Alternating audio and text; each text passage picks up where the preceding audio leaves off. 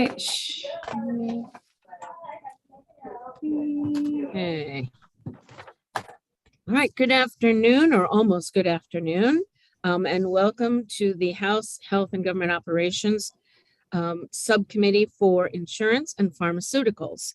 This is the committee where we take the bills after hearing and work through some of the issues and get the bill ready to take back to the full committee and then to the floor. We have 5 bills on our agenda today. However, we are going to stop at 12:45 today. So hopefully we can cover most of these bills, but please understand if we need to carry them over. We will not be voting on every bill. But we will be having discussions.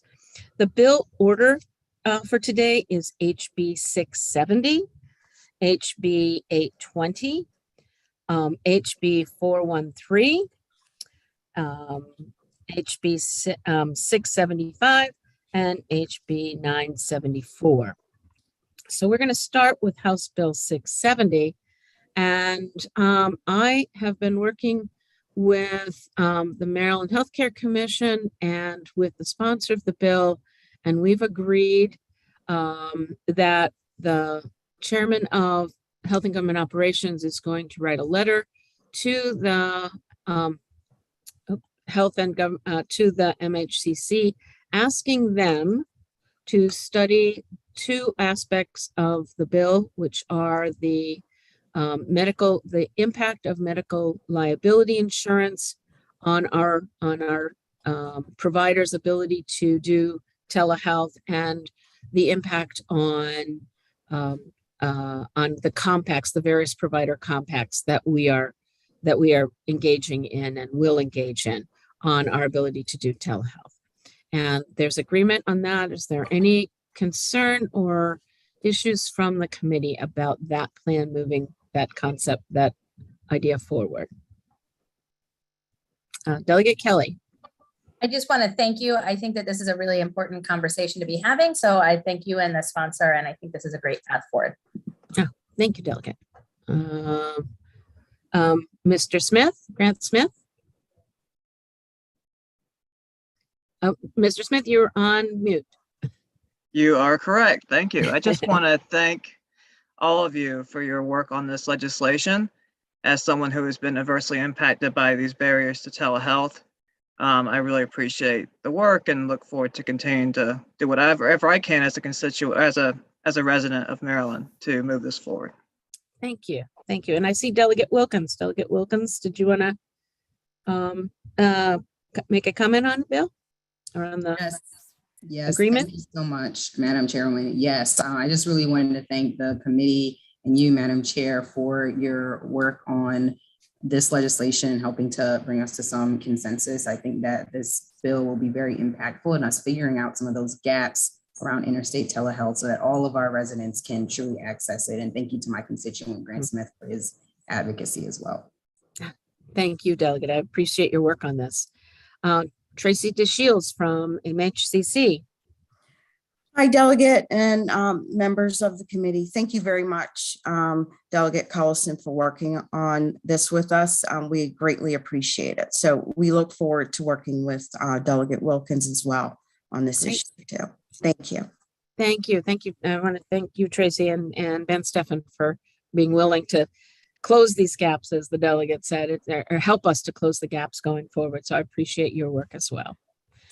Okay, so we are going to move to HB 820. This is health insurance, pediatric, autoimmune, neuropsychiatric disorders, modification of coverage requirements. Lisa, I'm going to let you tell us what the bill does this time, since I didn't the last.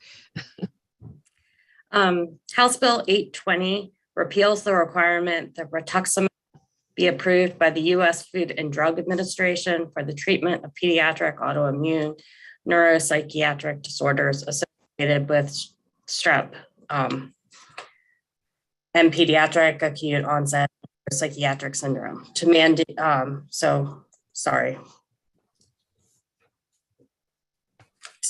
Okay, so it repeals the requirement for FDA approval to mandate coverage of the medication by Medicaid and other health insurance carriers. The bill takes effect January 1st, 2023. Okay, and I see Delegate Carr. Do you want to speak to the bill?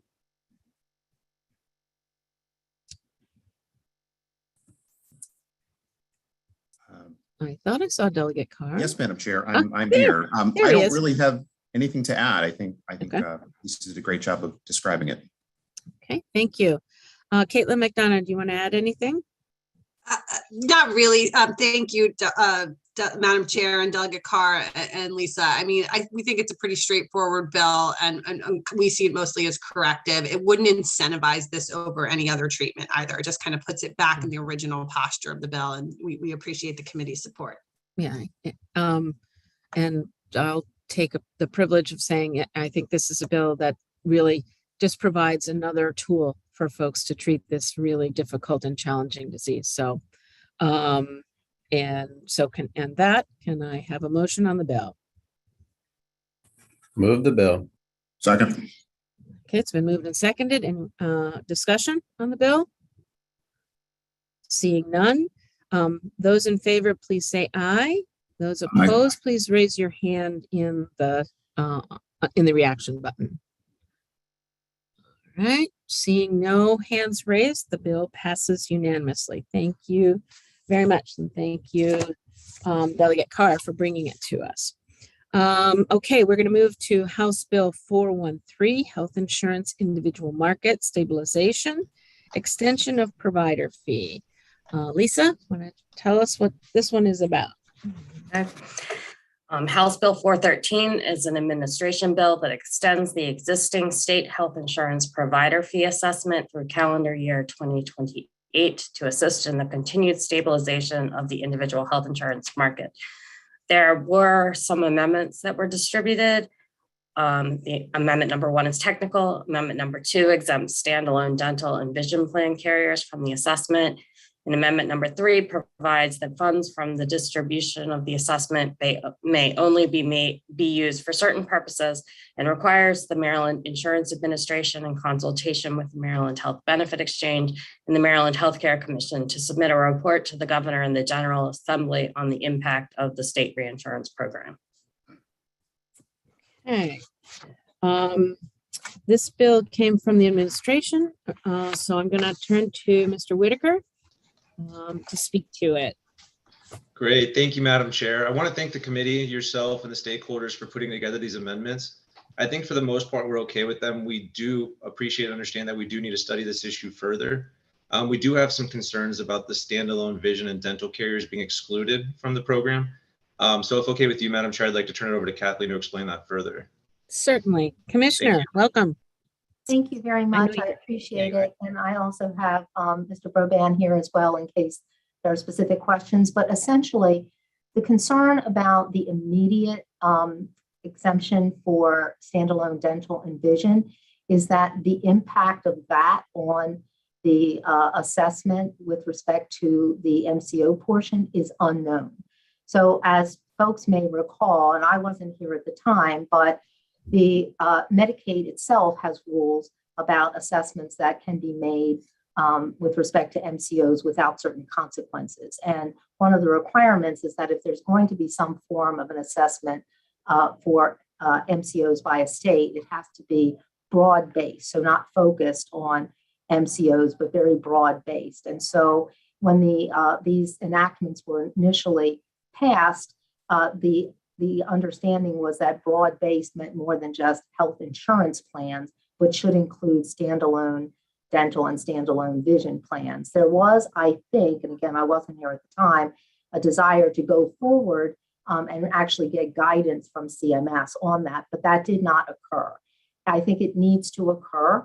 I've already reached out to Tricia Roddy and to Steve Hsu to help us get the right contacts, because this is the part of CMS that is more on the Medicaid side than the 1332 waiver side, so that we can get this clarified. But we are concerned that just automatically removing it without having an understanding of the consequences could be extremely problematic, because the MCOs, while the exact percentage varies a bit, they are an average of 50% of the assessment.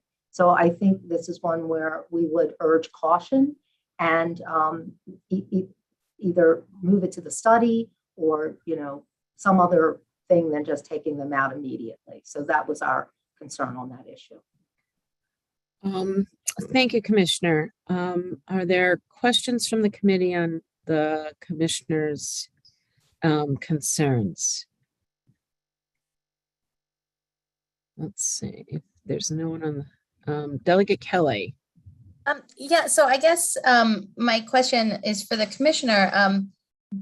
I understand we have not maybe incomplete clarity on this, but it just makes to me not a lot of logical sense that these standalone vision and dental plans would be included. And I think that in the other states, there's sort of multiple different approaches being taken right now. Are there other states that have these plans excluded?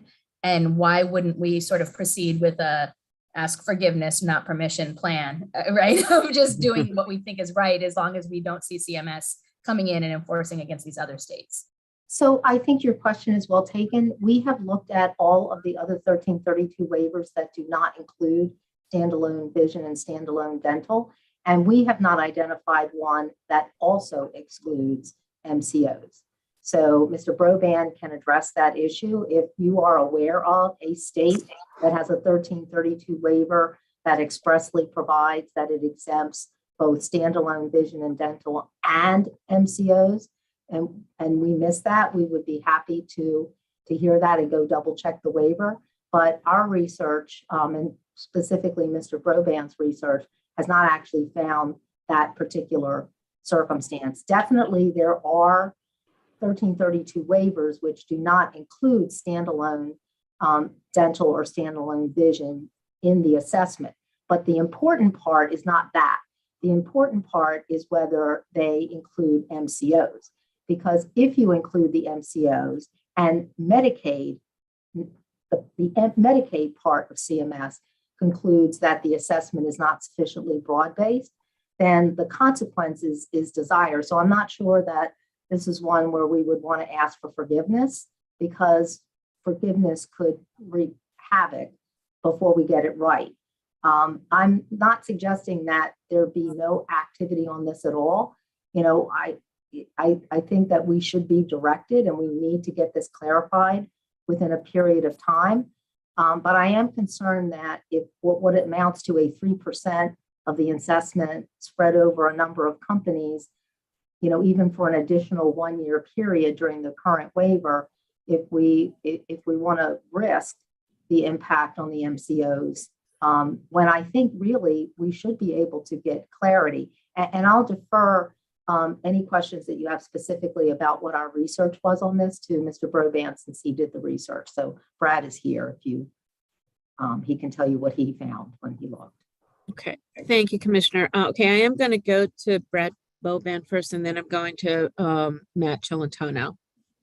Yeah, just to clarify, there are other states that are only assessing commercial medical, but those states, as far as we can tell, are not assessing MCOs, and that's the crux of the issue, that our assessment applies to MCOs, and I do not know of any other 1332 states that are excluding dental and vision and also assessing MCOs. So it is clear that we could just assess commercial medical like Montana and Nebraska and other states are doing, but they are not assessing the MCOs, and the MCOs, as the commissioner said, are paying almost 50% of the total assessment. So if we were going to just assess the commercial medical side of things and raise the same amount of funds, we would need to roughly double the assessment if we exclude MCOs. So that's the fundamental issue there. That as far as I know, there are no other states that are excluding dental and vision and also assessing the MCOs. And it's that risk that CMS will consider the exclusion of dental and vision to make it not a broad-based tax is the language that used in the Social Security Act. And if the tax is deemed to be not broad-based, then it is an impermissible tax and will result in Medicaid funding being cut by the federal government. And that is something we want to make sure there is no risk of happening. A quick follow-up. I'm sorry. Certainly, Matt. Certainly, Delegate Kelly. I'm so sorry. I'm really curious about this issue, Brad. Do we have evidence of that happening in other states, of CMS actually coming in and saying, this is not a broad-based TAC, you misunderstood? Has that ever happened? Is it a legitimate concern, or just sort of we want to make sure, to do everything the right way, fear kind of based concerns? I mean, I don't know of any other states that are trying to tax MCOs. They're taking the approach of, we're not even going to try to put an assessment on MCOs. We're just going to assess the commercial medical market, and it becomes a non-issue. If we don't tax the MCOs, there's definitely no issue here. But from day one, our assessment was originally made to replace the federal assessment, and that assessment was on MCOs. And so, we designed it from day one to be as broad-based as we had legislative authority to do. And, that was part of the reason why dental and vision was included, because, during the first implementation, this was brought up by the Attorney General office that to, ensure that this is considered a broad-based tax, we need to tax the entire taxable, base that we are able to assess. Thank you, Brad. Okay, I'm going to go to Mr. Celentano. Thank you, Madam Chair. First and foremost, dental and vision aren't MCOs, so I don't understand how they're being lumped in with that. And to go back just a couple of years, back to 2018, when we asked for the exemption in vision and dental plans after the first year of the reinsurance assessment, it was put into uncodified language that we would seek guidance from CMS to try to exempt vision and dental plans, and that was never done. And I urged folks at multiple agencies on a monthly basis for the last couple of years to ask for it, and it was never discovered. I understood at the time in 2018 when there was some reluctance because of the quote unquote threat to Medicaid funding. But since we passed the bill and we were first, and there was a lot of unknowns at the time, so I for sure that we didn't know exactly what was going on. There have been many, many states that have passed uniform assessments like Maryland since that time, including a neighbor right we share a border with, Delaware, which explicitly has the tax go to carriers, MCOs, HMOs, and others, and specifically exempts vision and dental.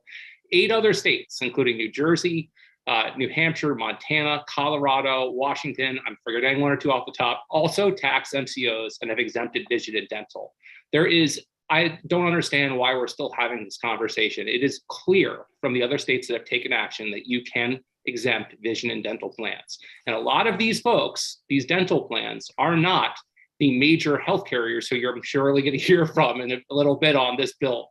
We are talking about companies with very small amounts of revenue that are in cubicles in business parks by the airport, or in Montgomery County, or in Frederick. These are not big companies. And this assessment is really hurting them and impacting premium. To be able to have them out of this assessment, and I heard from one of the major dental plans yesterday that they think they would lower dental plan premiums in Maryland right away. So this is an important thing. It might seem like a minor detail, but it is not going to threaten the Medicaid pass-through funding. It has been done in other states, and we have enough evidence now to know that CMS is not going to step in. Okay, thank you. Vice Chair Pender-Melding. Thank you. So I have a couple of questions, if I may, for the commissioner. Do we know how much money will we lose if we exempt right now the vision and dental moving forward? So Brad can give you an exact number. It's about, I think, 1.5 million a year. It's about 3%. Brad, is that right? Yeah, it's about 3% of the total assessment, which is, on the order of $3 million a year. And so, admittedly, that does not meaningfully change the projected financials of the program. And the concern is not directly with that revenue. The concern is with the MCO revenue, which is almost 50% of the total assessment, over $60 million. How much would that be? The MCOs portion? Mm-hmm. They were paid over $60 million in 2021 and are projected to pay approximately half of the assessment going forward. So on the order of $65 to $70 million a year. for the 5-year extension that we're talking about. Okay, and if I may, Madam Chair, one more question. How Certainly. long would it take you to get in touch, Commissioner, with CMS to get some idea of what would happen? So I reached out to the Medicaid folks and have asked them for a contact. So I will commit that the minute I get that information, I will immediately reach out and try to set up a meeting with the appropriate people at CMS to try to get this resolved as quickly as possible. Thank you. Thank you, Madam Chairman.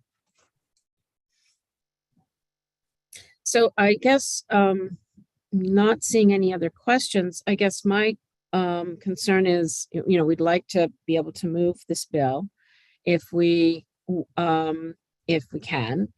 And we've heard that there are at least 7 or 8 states that are currently putting the assessment on MCOs.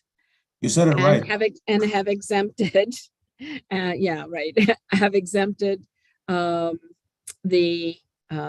vision and dental plans. So having heard that, Commissioner, I mean, I think it's, we can check, and perhaps the language might be, unless that these will be excluded unless CMS specifically responds to the issue of the whether or not MCEOs can be included if vision and dental is excluded explicitly. And I guess I would offer that the concern that we had in 2018 was the rule around uniformity of assessment. Well, uniformity of assessment would mean that everyone who is subject to the assessment would have the same amount, the same level of assessment. So that's where the 1% comes in. That's I believe, where the uniformity requirement is. And that's how the other states approached that. So I'm just wondering, if we can move forward, we could, with this amendment, maybe with some contingency language that says, unless, and see if we can't move this. Vice Chairman.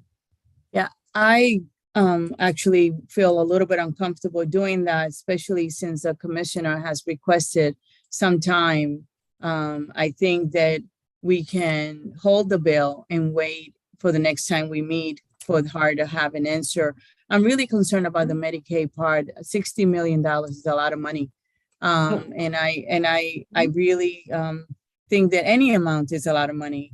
The 3 million and the 60, I just think that she requested time, and that, respectfully, I feel that we should give her the time. I am comfortable holding the bill. Right. Okay.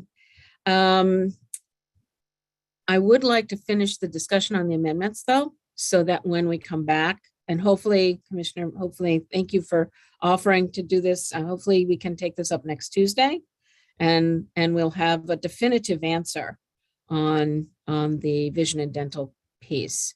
So with that, let's look at other amendments. So that was amendment number 2. We'll look at amendment number 3, which is putting up guardrails around how the funds can actually be used. Those of us who were here in the last session, we know that about $3 million were used for other purposes, all good purposes, but the fund was originally dedicated specifically to reinsurance program to maintain our insurance premiums. So any discussion on amendment 3? Vice Chairman? I have not taken my hand down. I apologize. I am fine with that amendment, given the fact that I know how, I introduced the bill and I know the promise that was made, and I'm fine with that amendment. Fair is fair. Thank you, Madam Vice Chair. Mr. Whitaker. Just want to echo the vice chair that we're also okay with that amendment. Thank you. Okay. All right. Then we will move to, this is part of Amendment 2, which is the study. Our folks, and the study looks at, the funding, the level of funding, how it's apportioned, and the market forces that apply to it, and then broadens the study a bit to look at the reinsurance plan in number 4, to be a little bit broader, to look at its impact on the total healthcare insurance system. And then they would make recommendations regarding the funding sources and the market reforms that might be needed to respond to some of those issues. So questions, comments on that part, on those parts of the amendments? Madam Vice Chair. Thank you, Chairman. I appreciate you. I just want to bring up, since we're discussing, let's say that next week, the commissioner comes back and says that it will have a great impact. They heard from CMS. I think that I would like to put in here that if that is the case, that we will look at what is really the impact on vision and dental and how to address that in case we need it. We may not need it, but since we're discussing it, I think that would be a little caveat that I will add in case we get whatever response we get next week. Does that make sense? Yes, thank you. So I can definitely add that concept. Lisa, I'm looking to you you're taking that note, right? Delegate Can Kelly. you just one more time? Sorry.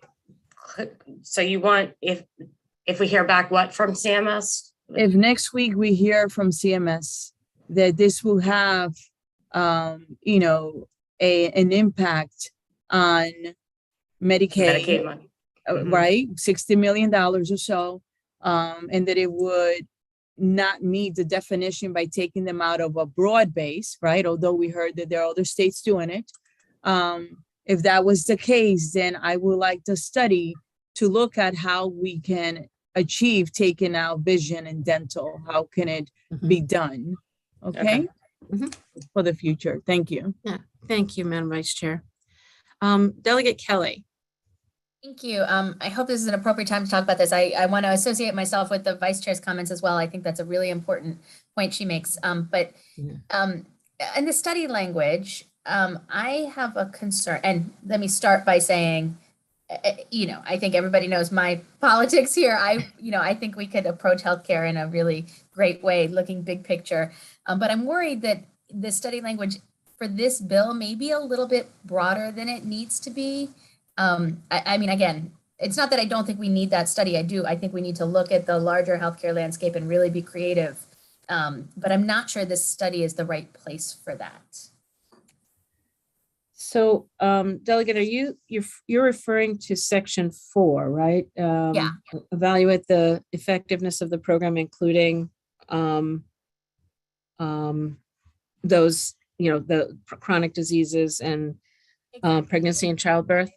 Behavioral health, asthma. I want this study. I love this study, but I'm just not sure that this bill is the right place for this study. Thank you. Considering how important and time sensitive and, the narrow value of this bill. Okay. Thank you very much, Delegate. Allison Taylor, you want to respond to the delegate's concern? Oh, you're on mute. Yeah, thanks. I think to respond to that comment, some of the things that are mentioned here, especially we're looking at the carrier accountability reports, that's something that participants in the individual market are required by regulation to submit to the exchange to show how our members are doing and what how we've been able to manage the care of those members through the reinsurance program. So that's something that we already need to report to the to the exchange on. And so I think there would be value in that information being then provided to the General Assembly and some analysis around that. And I believe I heard the delegate say that's important information for us to hear. I guess the question is whether or not it's within the context of this bill. Is that right, Delegate Kelly? Or am I That's putting the words in point your- I was making. I would Okay. happily Yeah. introduce this as a standalone bill and champion it because I agree it's incredibly important information for us. Okay. Debbie Rifkin. Hello, good morning. Or afternoon, I guess it is really. So I've just seen this amendment and listened to the conversation. Haven't had a lot of time to digest it, but I tend to agree with Delegate Kelly. This is much broader than what this is supposed to be about. This bill is about reinsurance, making sure that we can continue to fund it appropriately. If we figure out another way to fund it, fantastic, right? That's really what this is about, to make sure it's a fair assessment for whoever's being the assessment is fair, broad-based, but that we can ensure that it is something that will continue for the 5 years effectively and appropriately so that we can keep costs down. This, I also agree with what Delegate Kelly said, great goals. We should be doing that in every marketplace. We all talk about different programs we have to try to figure out the best approaches to keep healthcare costs down, members healthy, out of the hospital. But that's a bigger picture. And I agree that if we want to study that, that's a wonderful thing to study, but it's really not in the context of the individual market or the context of the reinsurance pool. And so having just thought about it quickly when I heard it, I tend to agree that that's something that doesn't really belong here. Okay, thank you. Mr. Celentano. So formal. Thank you, Madam Chair. I think, as much as I understand the concerns about broadening the study, these particular conditions, chronic conditions, and others were taken from the exchange's own work on population health goals and things that we have discussed at the Standing Advisory Committee of the exchange for years. And these were particular conditions that the exchange wanted to focus on improving health outcomes on. So if we're going to spend $1 billion, or depending on who you ask, $3 or $4 billion on this program, it seems appropriate to sort of target these particular conditions, which the exchange has said over and over they're trying to target for cost reductions and bending the cost curve. That was for the reason for the inclusion of these particular conditions, Delegate. Thank you for that clarification. Sorry. No, that's fine, Delegate. No, I believe everyone understands, Matt, you know, the importance of these and the impact that they have. These chronic conditions have an impact on the overall market and premiums. But I think what I'm hearing is let's focus this bill on reinsurance program. So, but we are holding the bill, and we will come back with after some discussion. And Commissioner, I'm looking forward to hearing what CMS has to say. And we will, take this bill up next week. And I'm going to let Kimberly Robinson have the final word before we move to the next bill. Just one quick thought. I didn't chime in on the vision and dental conversation, but I wanted to also just suggest that perhaps it may also be helpful to the Commissioner's office to check in with our regulators in Delaware. As Mr. Celentano pointed out, Delaware's law absolutely copied Maryland's law and only made 2 changes. So the only 2 changes they made was to exclude vision and dental, although they do apply their assessment to MCOs. And then they made another change about how they were sort of putting guardrails about how much money was assessed. But other than that, it really duplicated Maryland's law. And so that is a regulator who has sought and gotten a 1332 waiver using exactly what's being asked for in this particular space. So that might also be a worthwhile regulator to regulator conversation to understand if CMS raised any questions. They don't work on Maryland legislative time necessarily and don't appreciate your 90 days. But I think having that real world experience from another regulator might be even more instructive. So of course, you'd want to hear it from CMS, but I think that Delaware will be able to give you some insight. And I say that having worked on the Delaware legislation. I know Trinidad very well, and I'm happy to give him a call and have that conversation with him. We read the Delaware statute assessment a little bit differently, but we're happy to clarify all of that. And I've reached out to Mr. Salentano and invited him to give us a list of every state that where, what we haven't seen is happening. And I will happily call Trinidad later this week and get his insights. Commissioner Navarro from Delaware. Great, thank you. Thank you, Kimberly. Thank you, Commissioner. I really appreciate it. I really appreciate everyone's work on this. You will see it again next week. We have about 15 minutes left. We're going to move to HB 675, which is health insurance changes to coverage, benefits, and drug formularies timing. And that is, Lisa, tell us what it does. This bill prohibits a carrier from changing the coverage of services or benefits provided under a health insurance policy or contract during the term of the policy or contract. It allows the carrier to make those changes on renewal of the policy or contract. It also prohibits a carrier, including a PBM, from removing a drug from its formulary or moving a prescription drug or device to a benefit tier that requires a higher deductible copayment or coinsurance during the term of the policy or contract. There are two separate amendments that were distributed. One of them changes the notification requirement for formulary changes from 30 days to 60 days. And the other one requires a carrier to continue to cover a drug or device if a member is taking the drug or using the device and it is effectively treating the member's disease or medical condition at the time the formulary is changed. Delegate Hartman, you want to speak to the amendments? Sure. Thank you, Madam Chair. So the second amendment that you heard, that was suggested by MedChi. It seemed to be resistance to the bill was written. So the big thing is protecting patients that are on a particular therapy and having success with it. So the amendment simply does that. If somebody is on a drug, it allows them to stay on a drug, and it doesn't. It should address the concerns of the carriers, whereas their hands would be tied because of cost and things like that on a more broad spectrum. Okay. Thank you, Delegate. Dana Kaufman, do you want to speak to these amendments? Sure. Thank you very much.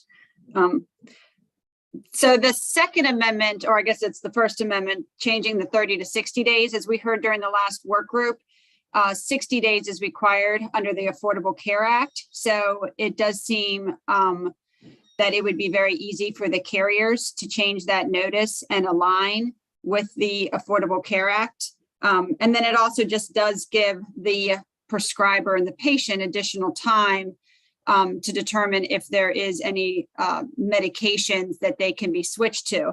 But I think that this amendment's important because, again, the real issue is those individuals with chronic conditions. And we've done this the same as we had on the step therapy, where if you are taking a medication and you are doing well on that medication, at least be able to continue on it if there's been a formulary change. There is an exemption under the law right now, but if you really take a look at it, it almost implies from the language, for example, it says an equivalent prescription drug or device in the entity's formulary in a lower tier has been ineffective in treating the disease or condition or has caused or is likely to cause an adverse reaction. That almost implies that you have to switch, because how else would you know that it would be ineffective or has caused or is likely to cause? So again, we're trying to protect those patients who are doing well on a drug. And for all practical purposes, if the formulary changes, that's out of their control, even if they decided on that health plan because that drug was on the formulary, and they don't have the ability to switch mid-year. So this is just that added protection for their healthcare concerns. Thank you. Thank you, Dana. discussion on the amendments, proposed amendments. And I will say that I don't expect to vote on this bill today. I want us to have a discussion on it, but we'll bring it back after we've had a chance to really digest some of these amendments. Kathy Grayson. Thank you so much, Chair Collison. I was simply going to ask for some more time, so I appreciate your willingness to give us a week.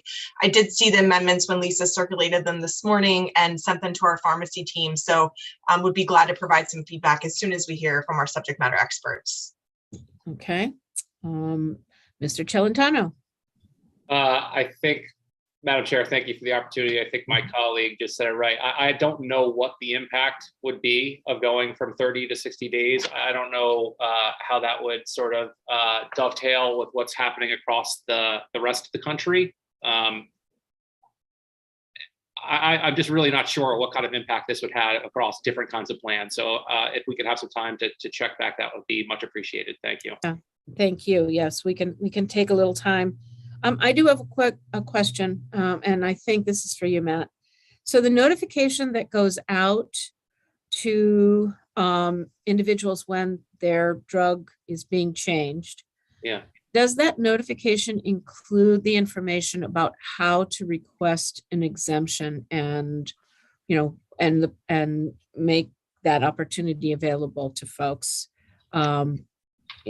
Yeah, that is my understanding. I mean, when they have 30, they're notified 30 days before any sort of change is made, and I think it's pretty clear that there's always exceptions to the rule, so to say, and there are always medical conditions that would be sensitive to any kind of formulary change, and there is ability for consumers to sort of appeal any of those kind of decisions. So that is something that it's very much on the forefront of carriers' minds. And it's in the notification. I believe so. I will verify, but I'm like 99.9% sure it is. If somebody could send me a copy.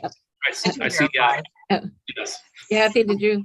Yes, I can verify, Madam Chair. I'm looking at the bill right now, and the notice today does. It requires that the carrier include the process for requesting an exemption through the procedure adopted in accordance with the section. So that notice of that right is already in the notice, and I don't believe this amendment changes that's already in the notice. Right, it's there. Okay. Right, and Madam Chair, I just wanted to make sure, just because I've heard, and I look back at some other hearings on this across the country, and a lot of times we're hearing anecdotes about, and some horrible stories about months and months of people getting delays before their decisions have been made. And I can assure you, because of the Affordable Care Act and compliance by carriers with the law, that this is not happening in the commercial space. If it is an emergency drug, it's a 24-hour turnaround. If it's a request for an exemption that's not an emergency drug, it's 72 hours. If you hear about these month-and-month type plans, it's most likely in the self-insured market. It is not happening in the commercial market. And if that is a concern that folks think is happening in the commercial case, we would love to hear the MIA's report to hear if they've had any complaints in this space, but it is not my understanding that there have been. Okay. And we can ask that information before next week too. Yeah. Sarah Roderos.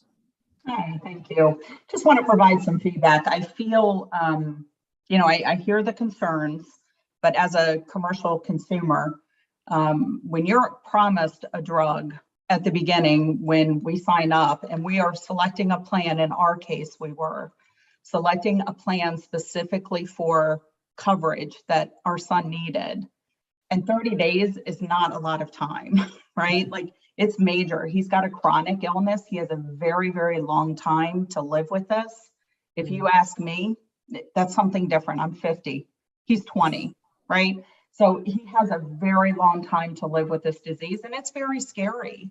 So keeping that right with the doctor to keep that drug should be between the doctor and the patient instead of this constant battling. It was very painful and very stressful for us to go through that. That was challenging.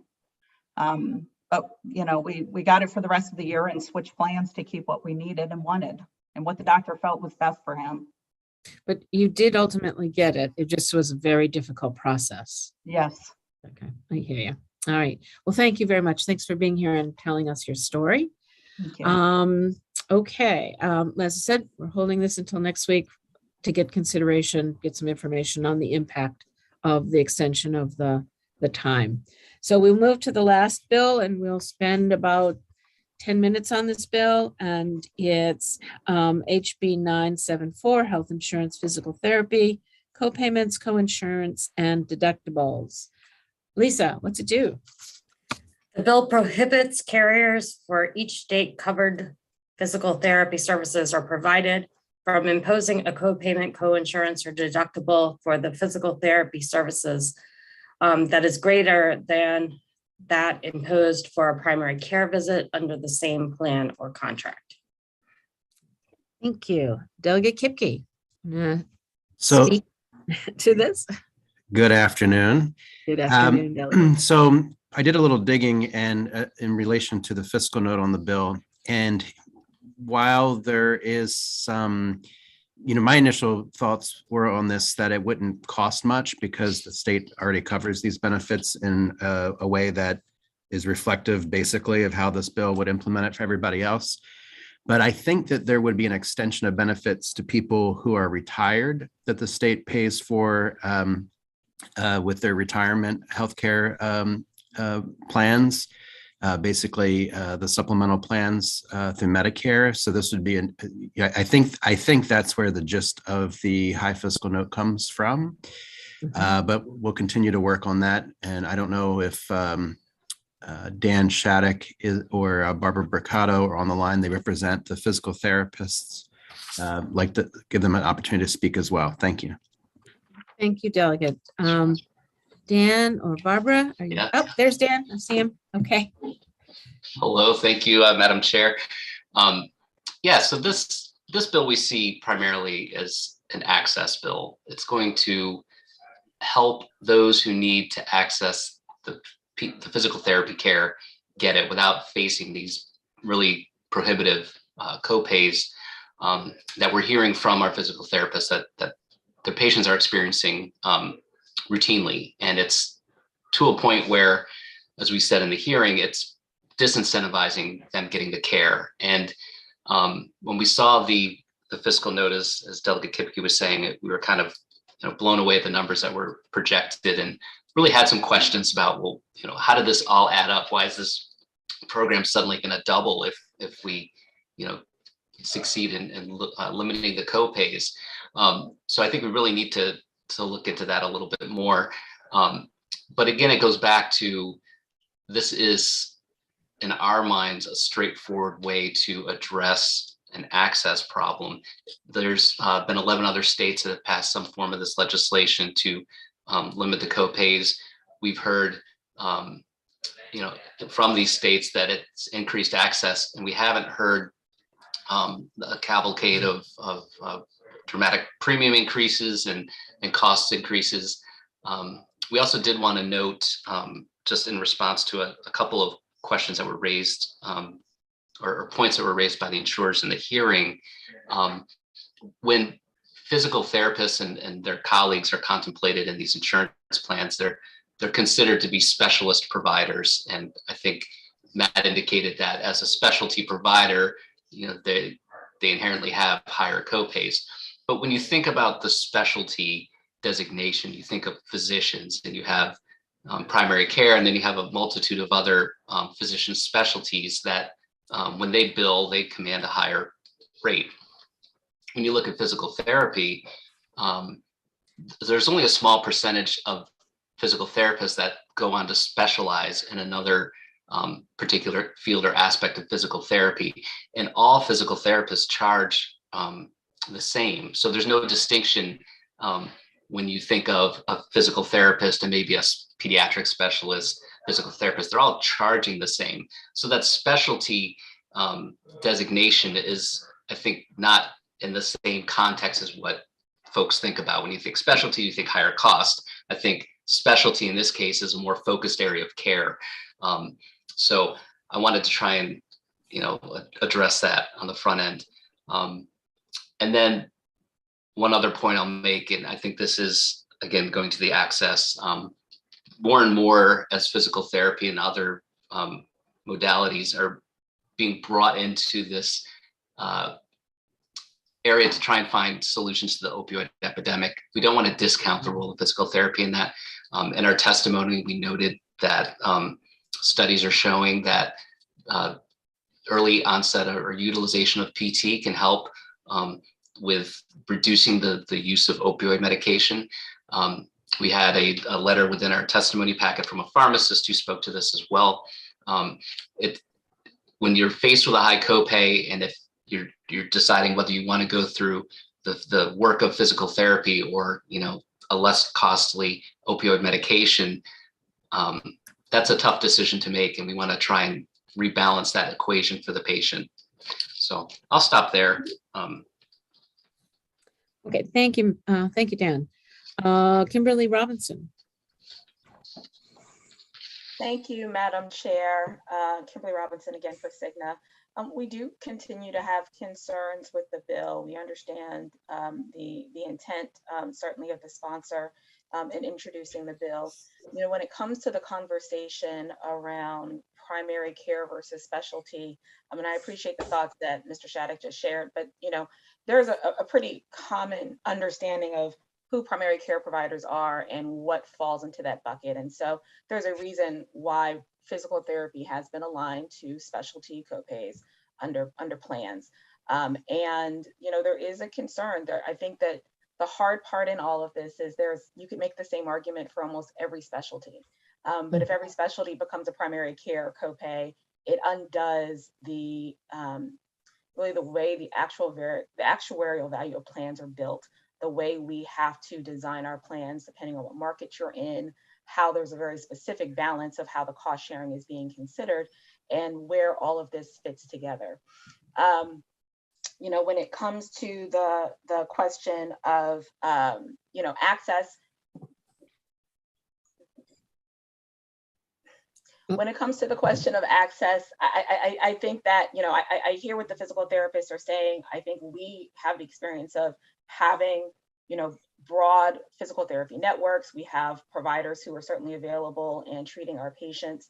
Cost is always a concern for patients. It's something we are sensitive to. Mm-hmm. High deductible plans, however, are the most common plan on the market for a reason, because that's patients who are trying to balance their own out-of-pocket costs. And those patients still would not have advantage of this. It's not going to create access for what is the majority of plans in the market, right? Because they're still going to be under the high deductible until they get past their deductible. So at the end of the day, sort of disrupting the plan design by making the shift remains a concern for patients. I think the fiscal note, while it does have the anomaly, perhaps that Delegate Kipke just flagged, it still does reflect that it does change the cost of insurance and shifts the cost in insurance. And that is just a peek into what happens in the commercial market.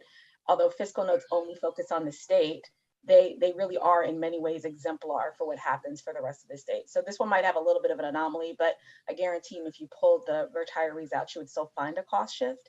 And for those reasons, we still remain concerned with the bill. Okay, I'm going to take Mr. Celentano, Ms. Brocato, and Delegate Saab, and then we're going to wrap up and bring this bill back. So, Mr. Celentano. Thank you, Madam Chair. My colleague, Ms. Robinson, is very wise. I don't know if I have really much to add, except that the fiscal note, although it might not translate exactly to the commercial space, it does reflect a concern. And then there would be a cost shift, and that the financial structure of plans is sort of dependent on primary care and then out from there to encourage beneficiaries to use that primary care. So one, we can get better health outcomes, and we can bend the cost curve in the long run. Starting to pick and choose specialists to take out of that sort of financial structure will have impact. And that's why we sort of suggested at the hearing that this would be an appropriate place for the Maryland Healthcare Commission to sort of analyze what the impact would be. The other thing I just wanted to mention is that, and I did mention this in the hearing as well, but this is another prime example of why we need to sort of shift away from fee-for-service to value-based care. It is the roadblock to getting better healthcare outcomes and bending the cost curve. We can make a difference right now by treating all of this very worthy type specialty care in a different fashion financially to get to the end where we want to go. So I would hope we continue that conversation, but also bring in the MHCC to see what the primary or what the premium impact would be if we were to mess with the sort of bedrock of the primary care system. Okay, thank you, Matt. Barbara. Thank you, Madam Chair.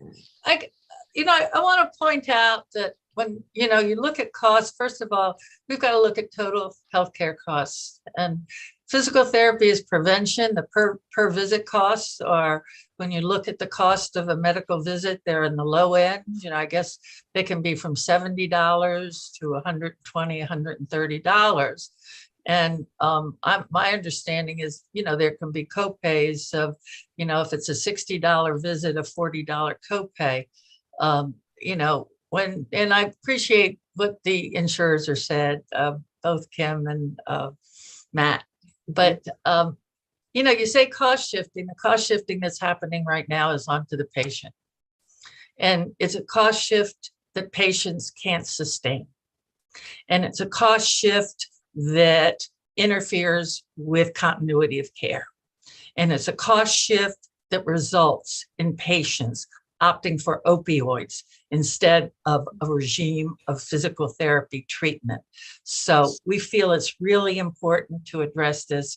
We thank Delegate Kippy for putting the bill in. We thank everyone on the subcommittee and the stakeholders in looking at this and trying to constructively address this issue. Because for accident victims and for chronically ill individuals, like the witness that testified, who I think is on this call, this physical therapy and the, not allowing disruption of treatment is essential. So thank you all. Thank you. Delegate Saab. Thank you, Madam Chairman. So, I struggle with just understanding. I mean, I have to agree with Matt and Kim that there's some sort of cost sharing. So if someone charges $100 to the provider charges $100, the insurance company, based on different contracts with that member, is going to reimburse a certain amount, and whatever the difference is, the patient have to pay based on the specific plan that they already have. So like Kim said, that each plan is different based on what you choose to go in. So I guess the question is, at some point, someone has to bear the cost, whether it's the provider, whether it's the insurance company, or whether it's the patient. But for the insurance companies to even implement something like this, how would that work out as far as putting the burden on people that don't use physical therapy? Because now the rates are going to go up for everyone. You can't just specify who's going to use physical therapy and who's not going to use physical therapy. So I guess the question for the insurance company, if this bill becomes law, how do we distinguish, or is it going to be one size fits all? Thank you, Delegate, for that. And I think that's what Mr. Celentano was looking to get information on when he asked for the study by MHCC and what the impact would be. Am I right on that, Matt? Yeah, thank you, Madam Chair. That, but also just to clarify, because I think there's a little bit of a misconception about how the deductibles and out-of-pocket cost sharing is developed. And there's not really that much discretion at the carrier level because of the Affordable Care Act and the requirement to have different metal levels. There has to be a different level of deductible and cost sharing to keep premiums low. So it's not like the carriers don't have control of that as much as it's sort of being applied in that. And it all fits to the larger healthcare cost discussion. And that's why I think it's sort of critical that the MHCC just thinks about that with the metal levels that are provided to the carriers that we can't really adjust. Thank you all. Thank you for the discussion. Like I said, this will come back to us.